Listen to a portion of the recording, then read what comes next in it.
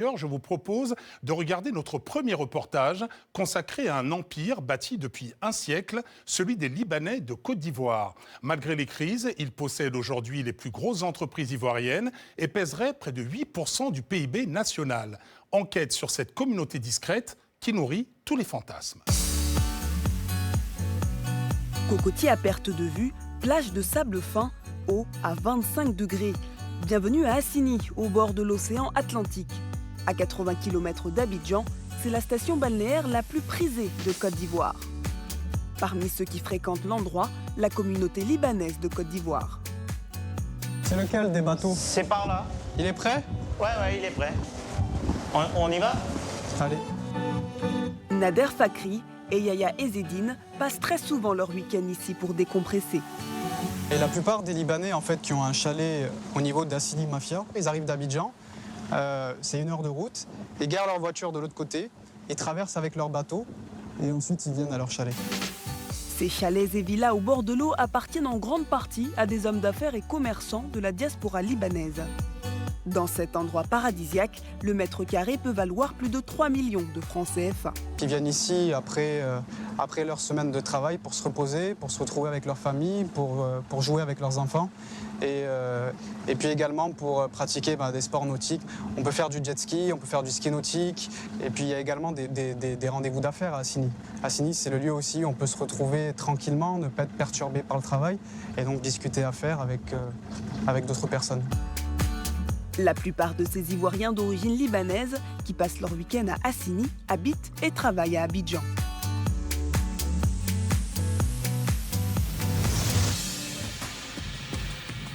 Il serait en tout 80 000 installés en Côte d'Ivoire. Une grande partie de la communauté libanaise possède la nationalité ivoirienne. Une communauté incontournable pour l'économie du pays. Elle pèserait 8% du PIB. Immobilier, industrie, transport, grande distribution, la diaspora a investi dans tous les secteurs de l'économie.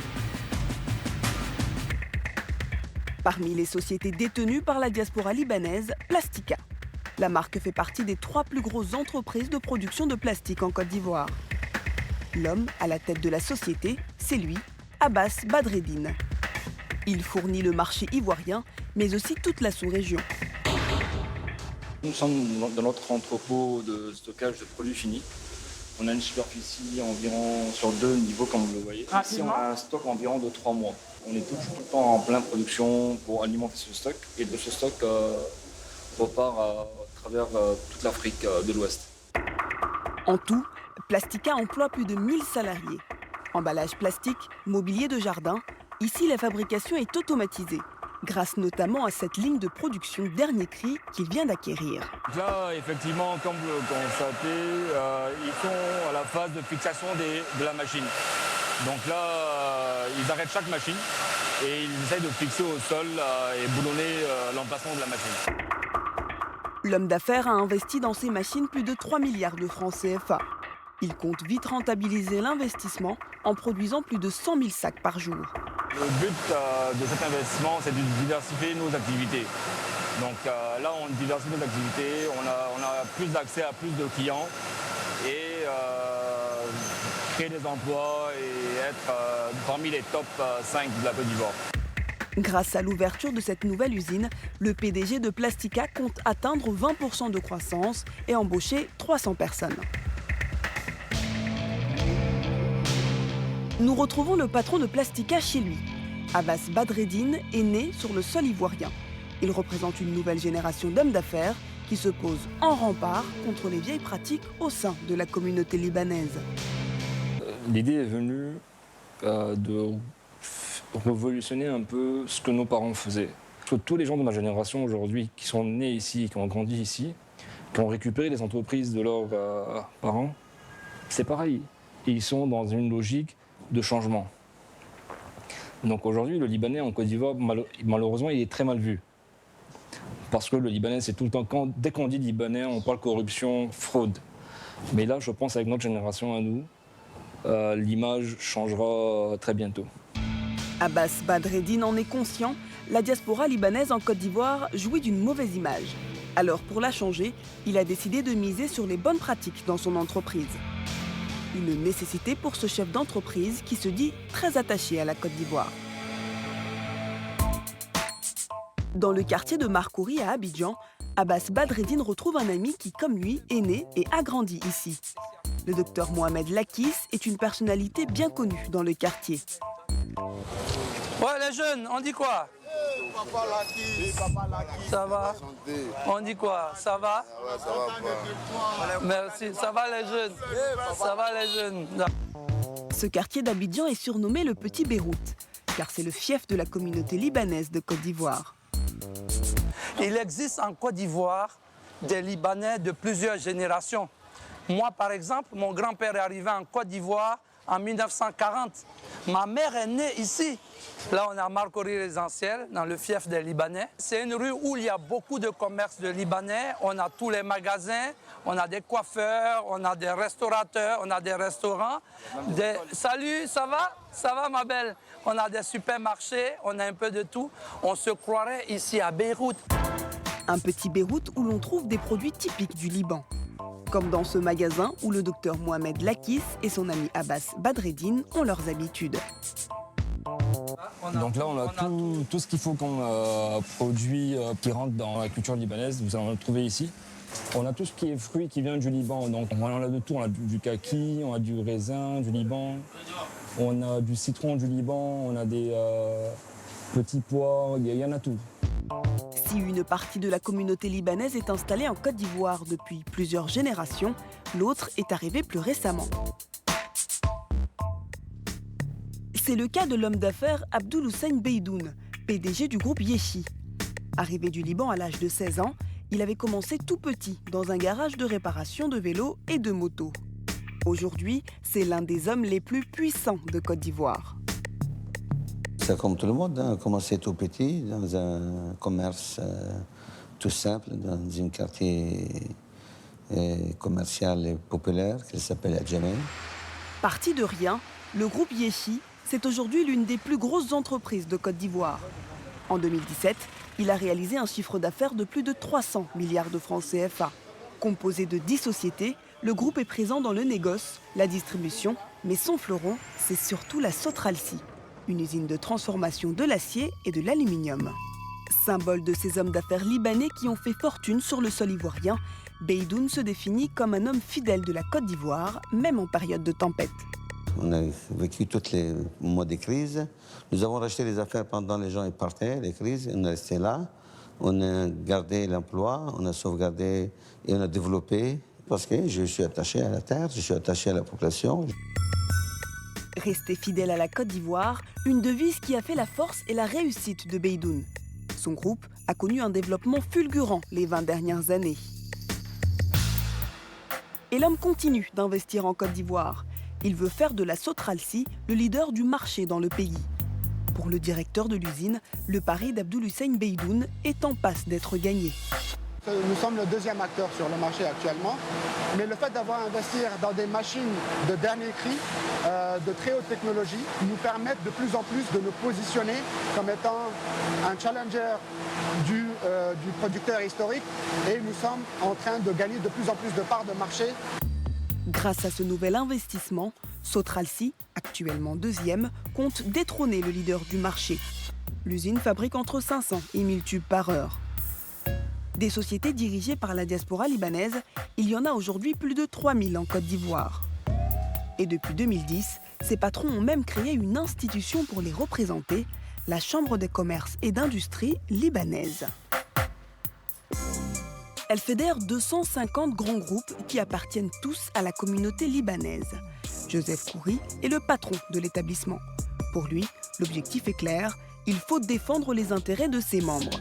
Depuis 1970, nous sommes à la base de l'industrie de la Côte d'Ivoire.